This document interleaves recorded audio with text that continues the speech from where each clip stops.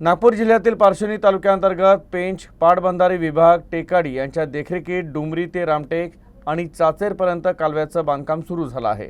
कोट्यवधी रुपये खर्चून केलं जाणारं हे बांधकाम इतकं निकृष्ट आहे की कालव्यात वापरलेलं आरसीसी काँक्रीट अक्षरशः हातानं सहजपणे निघून जात आहे। स्थानिक नेत्यांनी या संदर्भात तक्रार केली आहे।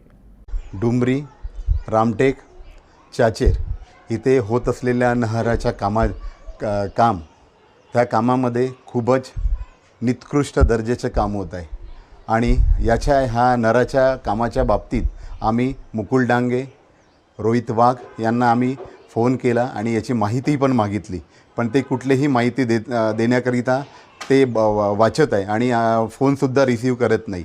आणि मग यांच्या ह्या संबंधित जे नागपूरला आजनीला जे ऑफिस आहे त्यांचं अकुलटवार पाटबंधारे विभागांचं त्यांना मी एक पत्र दिलेलं आहे। त्या पत्रामध्ये मी मागणी केलेली आहे नहराच्या कामाची तपासणी व्हावी आणि त्या कामाची तपासणी होऊन त्या कामात जे आपल्याला गलत दिसून येत आहे त्या संबंधित अधिकारी और ठेकेदारावर कारवाई करावी।